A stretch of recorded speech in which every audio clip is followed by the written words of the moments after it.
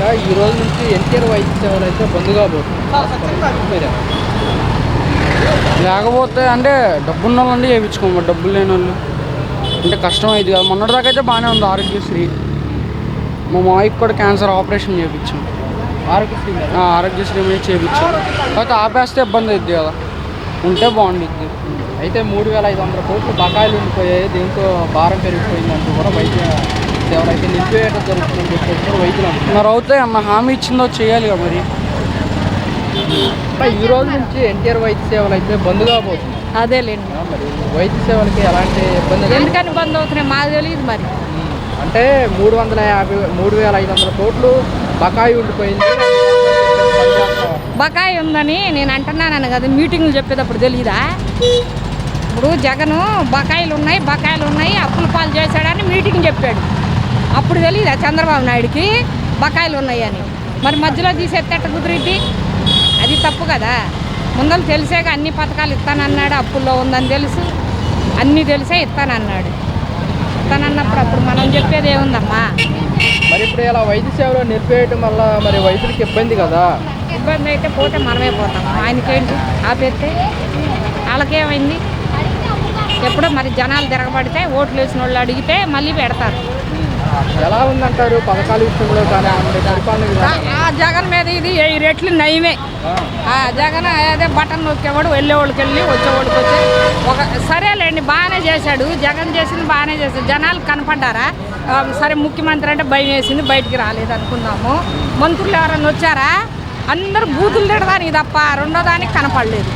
ఒక్క మంత్రి వచ్చి ఇళ్ళకి వచ్చి అడిగాడు, ఓట్లు అడుక్కున్నారు కానీ ఒకళ్ళు వచ్చి నేను ఇది చేసి ఆ రోడ్డు పోసా, ఇది పోసా, అది పోసానని ఒక్కసారి చెప్పాడా అండి? అది టీవీకి ఎదురుగా వచ్చి బూసులు పంచాంగమే. నాకు 55 ఏళ్ళు వచ్చినాయి. ఈ జగన్ పాలనలోనే ఆ బూతులు పంచాంగం విన్నాం మేము. అంటే బకాయిలు ఉన్నాయి, 3,500 కోట్లు బకాయిలు ఉన్నాయి, అందుకోసం బంద్ అవుతున్నాయి అని చెప్పేసి మాకెందుకు బకాయిలు ఉంటే మాకెందుకు, బకాయిలు లేకపోతే ఇప్పుడు వాళ్ళకి ఎన్ని కోట్లు బకాయిలు ఉన్నా నువ్వు ఉద్యోగం చేయాల్సిందేగా.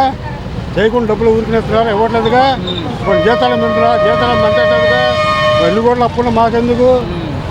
మరి ఇప్పుడు ఇలా మరి రద్దు చేయడం వల్ల మరి వైద్యులకి ఇబ్బంది కదా. వాళ్ళు మాట్లాడుకుంటే మాకెందుకు? వాళ్ళే మాట్లాడుకుంటారు. రైతులకు ఇబ్బంది, రైతులు మాట్లాడు మనం తెలిసి వస్తుంది అప్పుడు ప్రభుత్వానికి. మరి పేషెంట్లు ఇబ్బంది పడిపోతారు కదండి ఇలాగా. అది ఎప్పుడు ఉండేది, అది పేషెంట్ ఎప్పుడు ఉండేది. మేడం ఎలా అనిపిస్తుందండి కూటమి ప్రభుత్వం పనిచేది? ఏమీ లేవు సార్, చచ్చిపోవటం తప్ప వేరే దారి కనపడట్లా. నిజంగా ఆరోగ్యశ్రీ కార్డు తీసేశారా సార్? ఎక్కడే లేదు హాస్పిటల్. ఏనా మాలాగా పేదవాళ్ళకి జబ్బు వస్తే ఏం చేస్తావు? రాజశేఖర్ రెడ్డి కొడుకున్నాడు అప్పుడు, నాకు హార్ట్ ఆపరేషన్ అయిందా, 1,30,000 వేరే హాస్పిటల్ అడిగారా. గవర్నమెంట్ హాస్పిటల్ నాకు ఆరోగ్యశ్రీ కార్డు మీద చేసే 7,000 నా చేతికి ఇచ్చారు. ఆయన మందులు కూడా ఆపరేషన్ చేసి 7,000 నా చేతికి ఇచ్చారా, బ్యాంకులో వేసారా. ఇప్పుడు కూడా నేను మందులు అక్కడదే ఫ్రీ వాడుతున్నా ఆయన పుణ్యంతో. ఇప్పుడు చంద్రబాబు నాయుడు వచ్చిన తర్వాత వరదలు వచ్చింది ఒకసారి, ఇల్లంతా మునిగిపోయి మొత్తం సామాను పోయిందా. డబ్బులు పడతా అన్నారా, 25,000 రూపాయి పడలా. దాని తర్వాత మొన్న గ్యాస్ డబ్బులు పడతాన్నారా, గ్యాస్ డబ్బులు రూపాయి పడలా. అంటే ఈ బకాయిలో 3,500 కోట్లు బకాయిలు ఉన్నాయి, ఎవరి కోసం సార్? వాళ్ళు బడాయి కోసం వాళ్ళు డబ్బులు ఖర్చు పెడుతున్నారా, పేదల మీద వేస్తున్నారా? ఏం చేస్తారా పేదవాళ్ళు? అన్ని సరుకులు రేట్లు పెరిగిపోతుందా? 70 రూపాయలు బియ్యం అయిందా?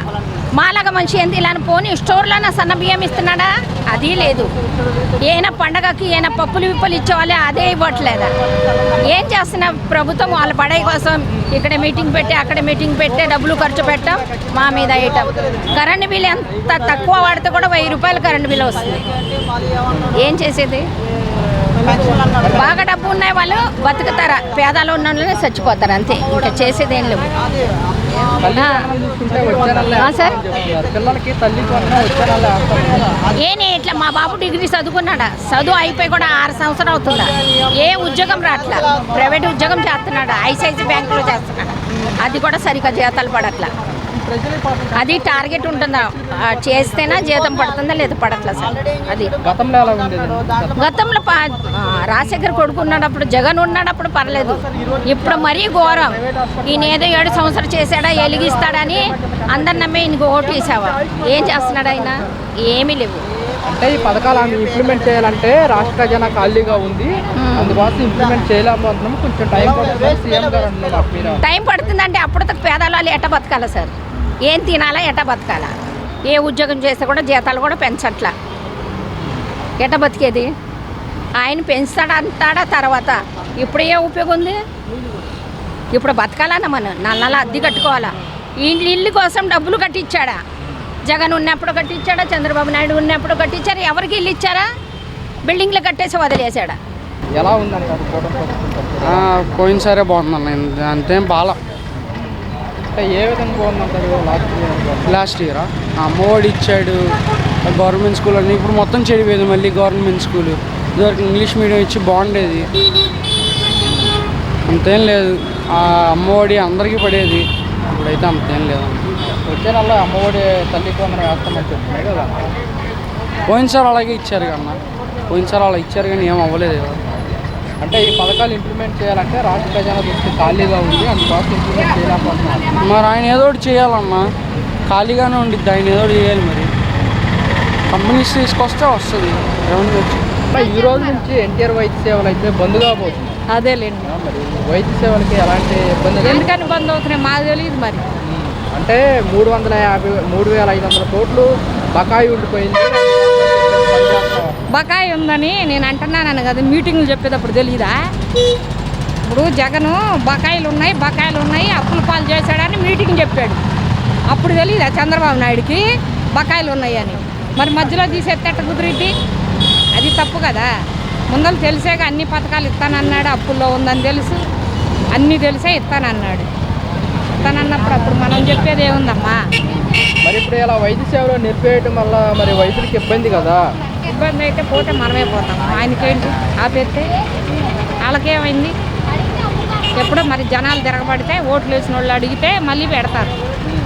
ఎలా ఉందంటారు పథకాల విషయంలో కానీ పరిపాలన విధానం? జగన్ మీద ఇది 1000 రెట్లు నయమే. జగన్ అదే బటన్ నొక్కేవాడు వెళ్ళేవాళ్ళకి వెళ్ళి వచ్చేవాళ్ళకి వచ్చి సరేలేండి బాగానే చేశాడు జగన్ చేసింది బాగానే చేశాడు జనాలు కనపడ్డారా సరే ముఖ్యమంత్రి అంటే భయం వేసింది బయటికి రాలేదు అనుకున్నాము మంత్రులు ఎవరైనా వచ్చారా అందరూ బూతులు తిడదానికి తప్ప రెండో దానికి కనపడలేదు ఒక్క మంత్రి వచ్చి ఇళ్ళకి వచ్చి అడిగాడు ఓట్లు అడుక్కునే ఒకళ్ళు వచ్చి నేను ఇది చేసి ఆ రోడ్డు పోసా ఇది పోసా అది పోసానని ఒక్కసారి చెప్పాడా అండి అది టీవీకి ఎదురుగా వచ్చి బూసులు పంచాంగమే నాకు 55 ఏళ్ళు వచ్చినాయి ఈ జగన్ పాలనలోనే ఆ బూతులు పంచాంగం విన్నాం మేము అంటే బకాయిలు ఉన్నాయి 3,500 కోట్లు బకాయిలు ఉన్నాయి అందుకోసం బంద్ అవుతున్నాయి అని చెప్పేసి మాకెందుకు బకాయిలు ఉంటే మాకెందుకు బకాయిలు లేకపోతే ఇప్పుడు వాళ్ళకి ఎన్ని కోట్లు బకాయిలున్నా నువ్వు ఉద్యోగం చేయాల్సిందేగా చేయకుండా డబ్బులు ఊరికినేస్తున్నారు ఇవ్వట్లేదుగా ఇప్పుడు జీతాలు మంటేటట్టుగా ఎన్ని కోట్లు అప్పుడు మాకెందుకు మరి ఇప్పుడు ఇలా మరి రద్దు చేయడం వల్ల మరి రైతులకు ఇబ్బంది కదా.